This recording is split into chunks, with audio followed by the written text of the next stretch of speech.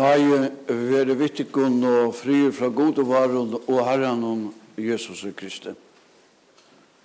Kjære himmelske Far, vi sier deg takk for godryd.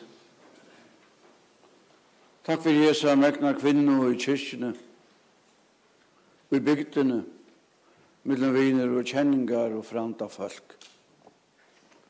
Takk for det som hun var, og det som hun gjør det for sine kjære, og først og fremst bøttene. Ikke minst da hun begge ble som hun var, mamma tørra og pappa tørra, og ungene er.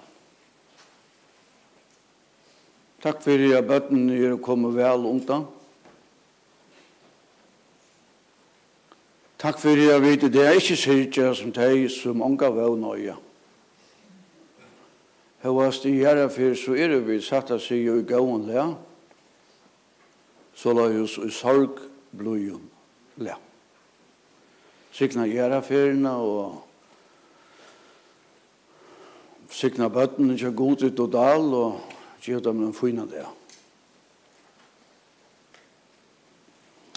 Først av alt så vil jeg lyse djupa samkjensle vittikon og mammaen er ferdig. Takk for løtene leier deg. Ta i leier deg innenfor til hus, avgjør det at jeg vil hjelpe talene utvøymen. Ta fire talene her vi skriver, og ta vi gjøre for å tale. Men når jeg morgenen vakna vi de estrøtene opp til krevjende oppgaver, så her var vi, og så får tanndaveren. Så tanndaveren er ikke skriva. Skulle vi skriva. Men det takker vi derfra. Da vi ikke at mynden her av godvitt. Så sier vi at andre minne enn henne har hatt, har vi dekoreret henne i 1955 ved tjeneste medaljene for trykva tjeneste i kyrkene. Nå er det imisk som vi sier på alle disse medaljene, men da man kan få medaljer for alt med himmel å gjøre. Så ble jeg å si at det er fraløp for at man kan få en medalje for å gjøre tjenest i halvdom. Så det var noe som er utrolig glede for det. Jeg kommer å kjenne god ut det som unger, prester, direkte av løgnebate kom når hyere å gjøre prestatjenest. Det krevde nekva mer enn den omstillelse, ikke minst i åravelen, og hva år man brukte av skipstekje, og i egengaskolen, og de år man nøyter innenfor kyrkene vekker. Så det var en helt annen krevjende skole. Da var det veldig godt av mammatykkere. Var grøy i år og tal. Og kunne være øyne av tøymen som visste en unge om prester, hvordan man ber seg et i halvdagen. Hvordan man ber seg et, og øysene hvordan man ikke ber seg et. Ta inn og stille meg inne på hva man når å gjøre godere som jeg skjønner kjenner i øyla vel. Og jeg hittar ut i fjøltene av det. Så synes jeg at de som jeg gjør det tjeneste sammen vi i 6 fors, blevet månande eldre. Og Louis er så var sikna innrettet at jeg er den eneste av ødel som gjør det tjeneste i 6 fors som ikke blevet eldre. Man ser det jo ikke selv, men da man ser folk ikke, så vet man at tøyen er ferdig. I atleie har vi, som jeg også har tåst av det vi, så er det Birger og Jan og Mami, og det er værende til Gunvor. Jeg har en ljøsa og latta gjøre for. Tid vet jeg hva det er, jeg har en tunga gjøre for. Han hadde ditt, ta i ditt, misto ferdigere. Han har vi også nylig haft i havnene, ta i møver tykkere, Gunvor, andaist. Så da tunga og dæpra kjenner ditt alt. Men de kjenner mer enn det. Til det finnes jo en førning fra mammene og ommene, som kommer å fylge deg fram og løye alt livet. Som kommer å bære deg til bøn møvertykkere livande, selv om hun døy. Så jeg halte jeg for å stekke hvis jeg improviserer av talene og for om man har løt og etter nesten sånn til det ordentlige, men jeg vil si takk og en personlig nåt. Og det gjør ikke, det trekker ikke fra Borgen, og det trekker ikke fra at man er hverandre til Gunnvor, da jeg sier at vi var mange som var, og ikke minst god og selv, og utrolig glad for at da imam giftest. For det kom så lengt at hun fikk haken, det var ikke perfekt fan, men de fikk så bare på annan, og til da finnes hun en døtter, og til løsens største gava. Til lukker vi tog, selv om det lengst siden. Og så sier haken, og jeg ender ikke, man løy ender ikke man kjipere, til å tåle det. Hvis hun ikke fikk med, så var hun ansamhet i det. Vi synes ja, nesten så.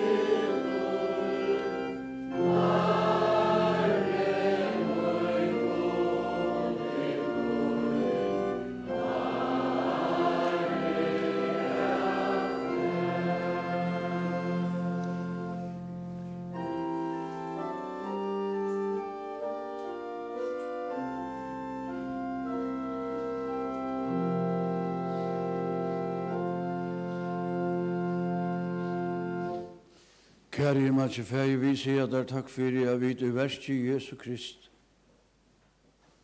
Øya og et plass, og i tøynare nærværo. Takk for jeg vidt kunne være og komme til tøyn. Og takk for at du kommet til okken. Fyll okken vi frie og gleden og vissen om at du vi okken av hjørne. At du, Jesus, fylgjer okken og i okkara luftsløy av hjørne som vi satt og at du løyer okken og erst okkara advokator vi tråna færstens. Takk for jeg så løy seg alt og i førhende. I ferdig at stegge om vi at år ur Jesaja 24. Sui og i mine hånd av riste, borgargæra tøyner alt og fyrir eia. Så la jeg oss ljava trøstar årene til Sion, ta i Guds halvtje stavur mettes glemtan av gode. Og vi ærlig, som jeg vil si at og løter og okkar løyve, ta vi spyrja hver du god. Det her var det ivalde spørst, da ferdig tykkara fjord. Det her var det spørst, da siste tykkara fjord. Hver du god? Og det spurte vi og jar, og det er vi som prestor mengan spørst. Til løter, da jeg vil halda av vi glemt av gode. Da det vi kvart at omstøver og farlig og ikke leia seg, så løs av vi hauma hans her nærvero. Onke du kom hoksanen at sjå god hever glemt med, at han vende meg bætje og tidjes fraverande. Så løs kjente det i Sion og Herren trøsta falsk ut. Og ingen gjør mynden om mammena og badnen ut. Årafellet sier jo at fått som feir, og ikke som maur. Man kan gløyma brøstabass ut av maur da bad som man bær under hjärsta. Hesar mye gløyma, men jeg gløyme ikke til. Så står det altså Guds kærløyke, at han omgant i fjerde bostor. Det Guds linte at han trofast og møtvis gjørende, vi kunne si høyast alt. Han hugsar vekra og gau hugsar han ikke luiv og truna, og vilje hans at luiv skal kjennas rukt, og at vi i selom frie skulle kvila og i samliau vi okkun sjålu, og i samliau vi omkvarve. Ikke tog jeg god vitande om å gjøre en omgang til å være fullkommen. Hun gav gjøren, men ganske henne værer av målta tog. Øyne for venter av lusløyene så skjølt han etnos helaste, ferneke av trea og mødrakje. Få vi nære livet, og til prøyseren vi av livet lunsje. Får vi nære livet, så vera etles løtur, og løtur som enda. Nå, dagen sender bo etter kære og maurtikkere, at lo i trunne da hivin at hun kalla høy. Altså, det egentlig at han livande som sender bo etter maurtikkere, og ikke fortjenten dagen som så iverskipa. Da han sendte på etter mørtikkere godrytt, som vært ikke en gau mamma, og en gau værmamma, og en gau omma, og lengomma. Og det var så vær og løyve rukt, øysene i det. Og jeg ikke ikke en fynan det. Vi løy meg også å si at nå stundar til Olavsvåk for jeg lette dette, at det ikke tykker virkelig og fynan, ja. Livian, deg, det. Til det så utrolig nek godt, og det var så nek godt, ja, det var nesten alt godt. Det var hette jo god rundt i å si vi følte jo i Sion. Så det gode og vekra, og jeg vågner jeg vidt som prætik evangelium Kristus, ble bedre til at betona møveløygene og i Kristus er så det gode og vekra. Kvill og trunne og miskun og trofest i hans herre. Du er rita og i munar hendur, navn du er kjent, og du skal liva, kjøtt om du dorst. Til oss ni hetta i alla bøyen og himmelkvalven og minner ha, at omgant og attur kjemur god at engra sin hei sattmala, edla sin sattmala. Syndafloven var jo at hekin om misnøy gods, faktisk misnøy drøyna løtu god, men da floven var av til god, til avgjør som ingen annan kan teka, at omgant og attur skulle være tøyning som floven mikla. Så i mine hånd har vi rist borgargære tøyner man alltid for jeia. Vi rist inn i hånd gods. Vi båren av hans herre ørmon. Gæren og i vårt løvd og være jo under omsjån gods.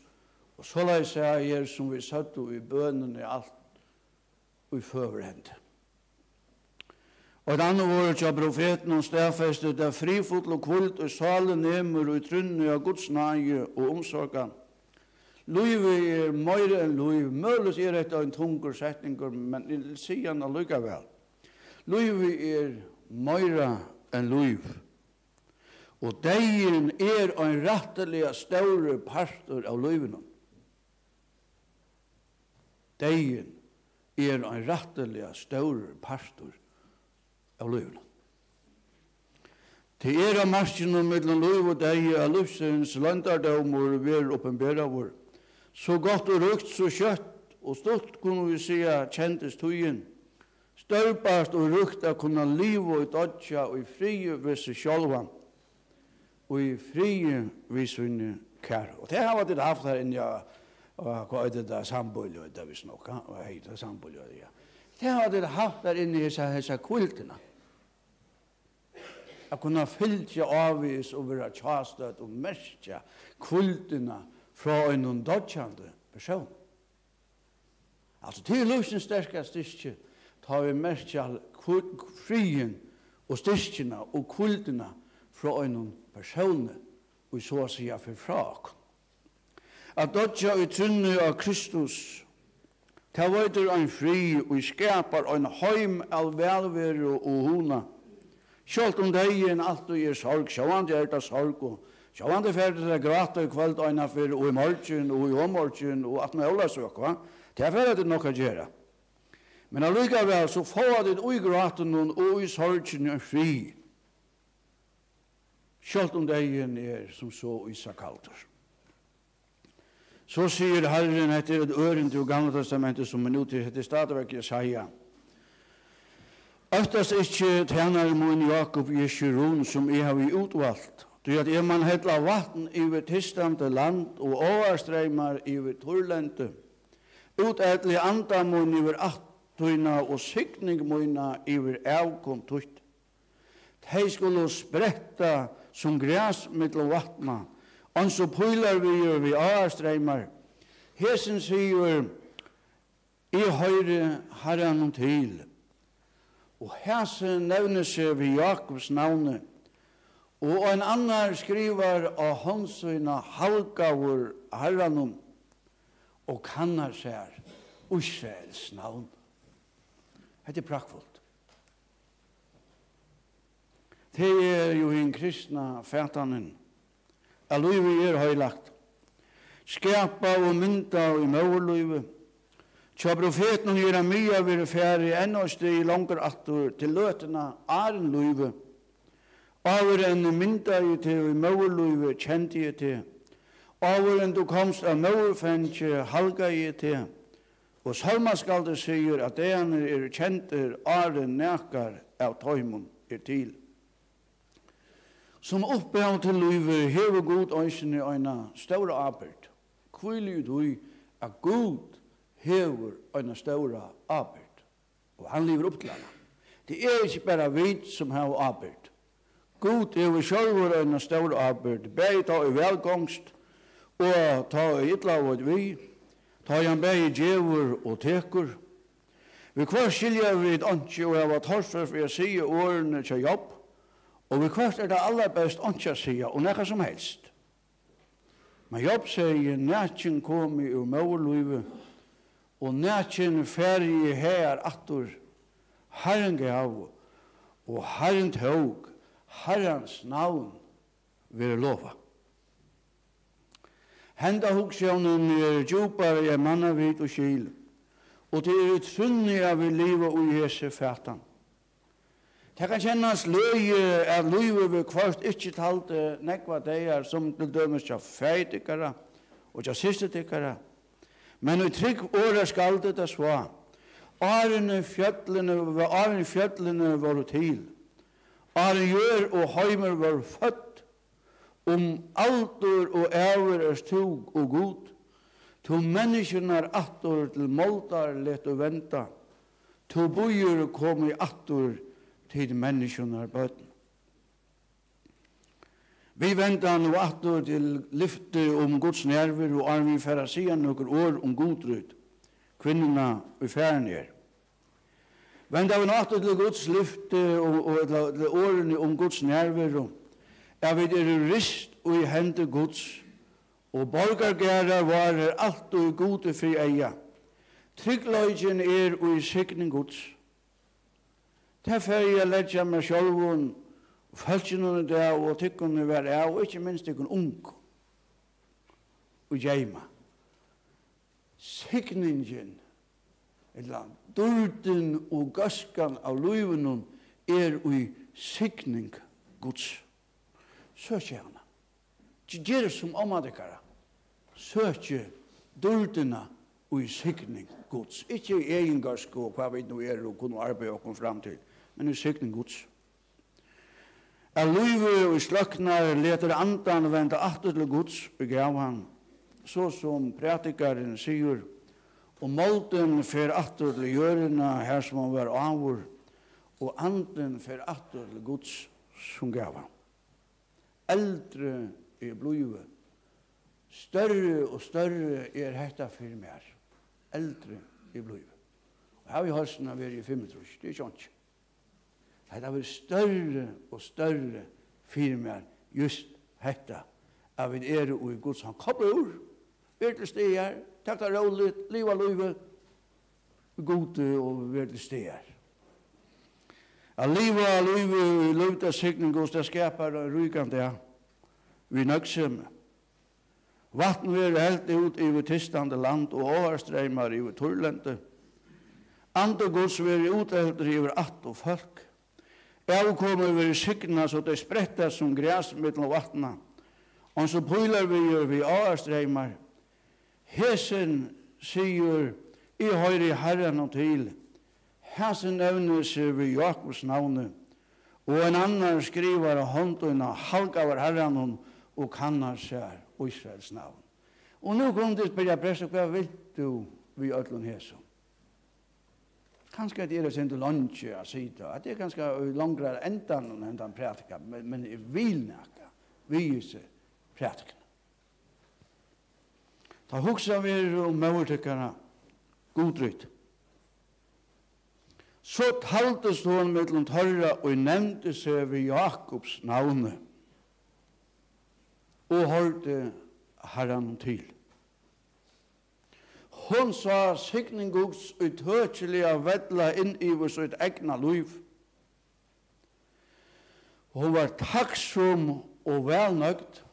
Og vi som kjenner godryd i 80 årene og 90 årene og først Jesu i øltene og så videre og frem til kanskje 24 år så gjerne vite at hun var menga med. Så var det vært det. Men hun var takksom for at hun kunne ha evner til å blive med vi har kjempet ut i arbeidsmarknaden for tikkun. Takksom for møyene. Og vi unge kanskje vi smekker oss bare en tjupan stål og bøyden i hakst og så ja. Og kanskje greier at nu har vi vært så rævlig røsk. Vi da bor i et eller annet flott okkurs, eller bygd et hus til okkurs. Men da hun var glad og takksom for jeg kunne være med tykkere vekkene. For jeg får ikke mæta båret. Var det et hus og heim. Få bøttene undan og komme videre. Hette høyast at det ikke er så lenge siden langt åren okkar ekna Alma i Havna, så tanna Alma var født da. Det er så alle sosiale vidskiftene var lengt fra så gau som det er, selv om okkurs er etter å stå av. Hun opplevde livet spretta som græs med vattna. Og så pøyler vi årstreimar. Hun fikk nager av beratikken under beltet. Og så fikk hun nager av føa livet. Bøttene tider og fyra og til alle. Gunvor som vi da har nevnt, som er færen og som vi lyser fri i minne Gunvor og Jan og Mami og Søren Birger. Tid fyra og tykkere våre hennere ståre rujtedømme. God å være tykken og mamma vi ståre som man sier i enskemalet. Vi har vært tykken og en kærleksfull mamma. Mamman er bare øyn. Det er vel fyrir det, men det er bare øyn mamma. Og en mamma vil omgant og gommel. I oppvaksen til ommo, for det meste, og da hun døg av 5 år gommel, letrøymer, det var utroligt, han skulle dødja så ung. Så sier kona ved meg, nu er du inhabiler. Hvordan jeg folk er du ikke gjøre som var trus og fjers, og du har sagt at det var rymelig gommel. Men en mamma vil omgant og gommel, god have lov. Hun er mamma alt livet. Og det heimlige livet og det er godt og trygt liv, i alvare og gamman, og i kæti og glede. Fægir møtikkere var karmeren og tryggløyken. Rujkar er den beste førningen for en eldre kunne kjøve bøtten og søgnen. Det er rujk bøtten og år. Jeg har ikke praktiseret det, men jeg sier vi okkara yngre atali som er vært sjølver av. Testa rolle med an til det øye bøttene. Og vi er i form av renn i løyven til at det blir så gommel som vi er. Vi andre har gjort bort av motsatta. Vi vet ikke alltid vi øye bøtten, for vi da finner ikke appa bøttene. Fullt en drønn av kassan. Rujk bøtten og er tilfinket det fra mor og færgetikkere. Kærløyke foreldrene hever signa tikkum fyra, og løye tikkar oppe i kjøkken løyve, og løtt tikkun avvis, bæg nærvere og fravere. Det er jo godt, være alltid godt, høyas omstøvende brøydast. God vil være i det, gjøre vi er i kyrkje som en viskingkvinna. Ja, onker vil halde at hun er vår en bygdamind, og en vingur sier for meg nå, jeg vet ikke, for dagen, at hun var vår en bygdamind. Det er man da man er i kyrkjene, og da man er i skolan, og omkyldet sier så løs, at det er ikke så noe annet færre til av vi er, om så man sier, ikke vi får nærmere det, men er man i kyrkjene, og er man i skolan, ja, så er man i alle bygdene. Men vekkan stod i 1804, og hotlandførning hei og visse er ur heimbygdene. Gudrud er yngste døtter Guttorms Olsen i Mistovo i 1804, og 17 kona hans er Elsebeth Mario, og til sammans telja det 8 syskjen. Var ikke 8? 8 syskjen, ja. Men lusgøtan gonger mengan og i torrføren lente. Og pape Gudrud er døye, ser man vi eldsta bodjanon Ola. Arno var født. Gudrud ber oss navnet og luffa, og oppkadla etter teimenbavun i Sjålåtus, når i Kvannasund i 19. desember i 2032. Vi er hugsa det kyrkjelige, fikk Gudrud i heimbygden godt i bøyne, innan skolans godt, Guds ord i heim, skola og kyrkja en høskande iverskrift i tøyina og i 8.4. Læreren i 8.4, Nikolai Paulsen, og i var 8 år av kyrkja, var kyrkjelinen her hotlor, og han var òsne urgerløykare i 8.4 kyrkja. Og kyrkjen der sider òsne en prestor som omvis mammasvinna hever lært å spela fra Nikolai. Vi er hver ui førja.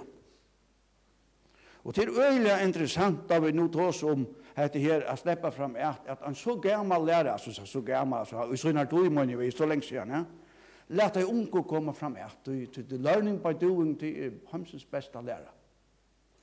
Varsp opp vi alle versens teori om det, og det, og urslet er i vassa. Men learning by doing, det kommer inn i målomrelsene. God og vi er øyne av døymon, og langt som 13 år gå og spalte jo for det første fyr i kyrkene i 1804.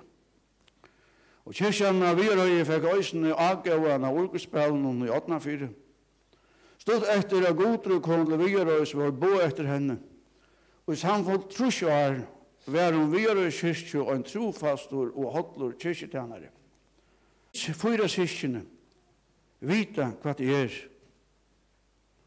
Og vi ikke har opplevd det, skilja det av alle. At han har en synderlig av anlokk og gjør en løyde utrykning og utbretningen nå for livet. Vi har hatt for noen annen siden, vi har hatt noen av anlokk i Øster, det har vi vært hatt alle stedene, og det har løyve noe til. Så får jeg utby en politiste, og vi skulle børe despo, så sier vi kommende, det var valgsiktene av bøttene, var vi alle konfirmere i. Sier vi politister, men bare vi bare. Han har ikke fortalt det, men jeg har fortalt at jeg vil lære folk til nekka vi i seg søvn. At her var valgsiktene av bøttene var så mye større, at det var å konfirmere i. Han stekket i bilen, hugte i på meg, og sier, hetta måste du omgang du sier at du er godt. Jeg helt det var så øyelig genialt. Det er nekst at du isen som sier, hetta måste du omgang du sier at du. Jeg miste pappa min da jeg var 16 år gammal.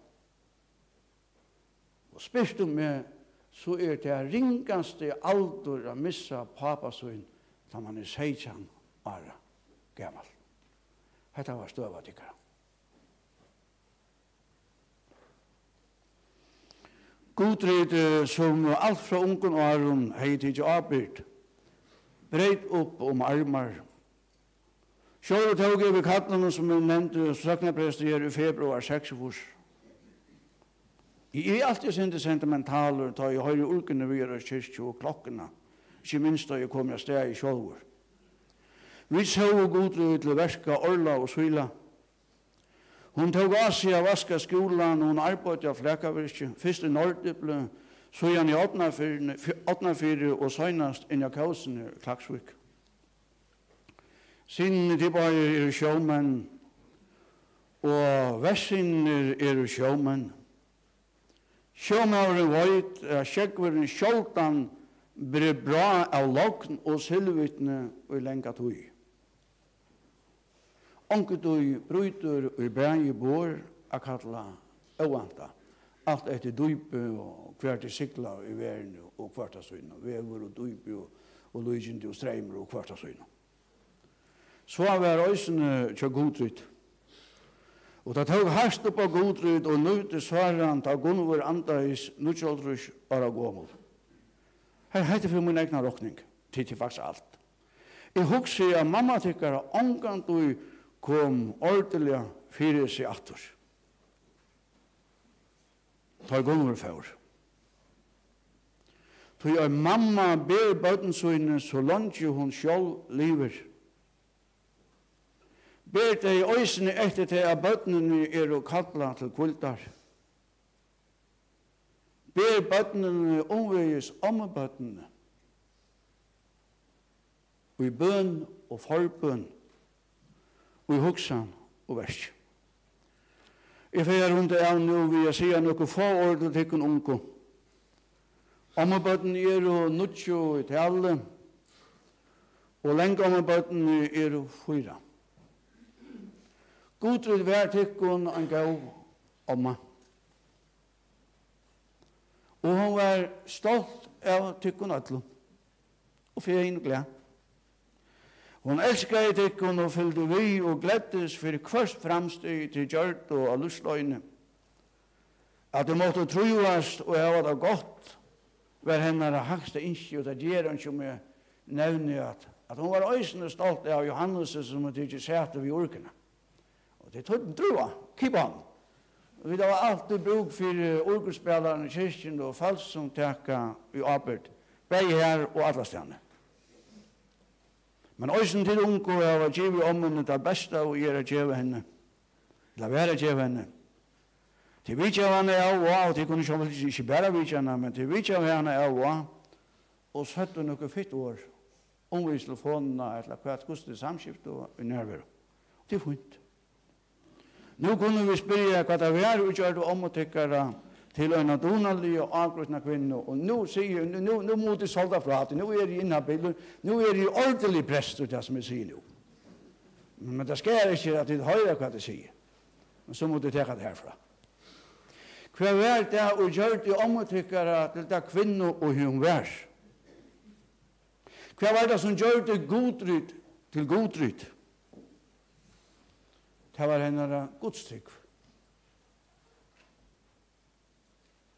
Det var henne kærløyke til kyrkjene. Her Jesu navn som gjør en kyrkjer og sankommun hever innvist. Ber til hendan arve, vi er vittikun at ikke rekna luftsløy, og ikke er hjerta, og vi ikke er og kanskje ofta godshusene. Jesu pape fylgje tikkun, og gjeve tikkun unge, og godt, og sikna liv. Jeg hadde vi gjevast nu, mamma. Ja, vi færa nu at gjevast og løsa Guds fri i vi minner om godrytt. Så er det.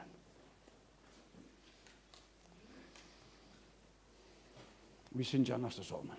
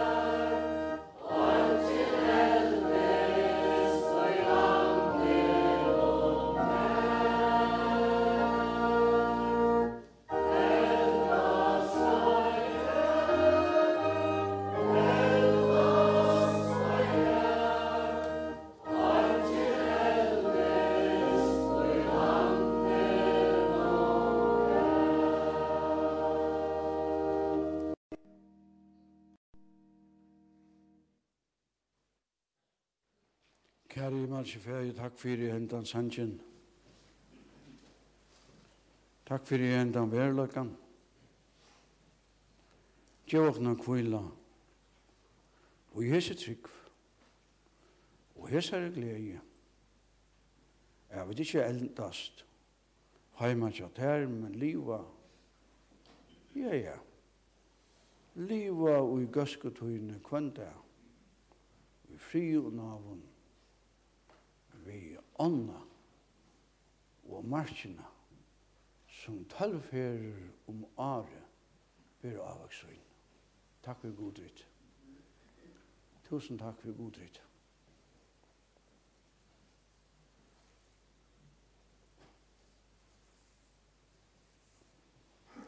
Vi litt okkon og hakre sted og synsja nesta salmen.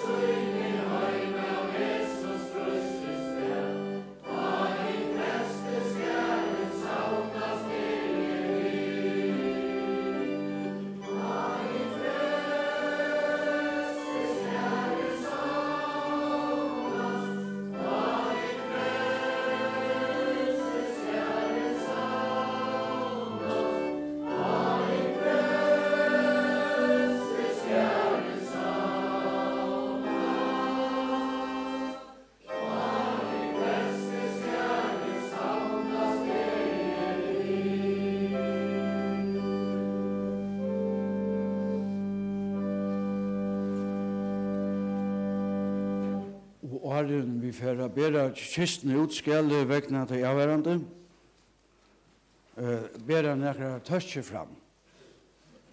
Takk til sambøyli og heion, for omsorgan og gåa røkt. Takk til heimahjelpenar av Vierøye. Takk til Klaksvíkar sjukrahus og sjukrahusverket som holdt. Takk til øtlikken som har vidtja godrytt, tåsa vi henne og hjelpte henne så løs nå ta.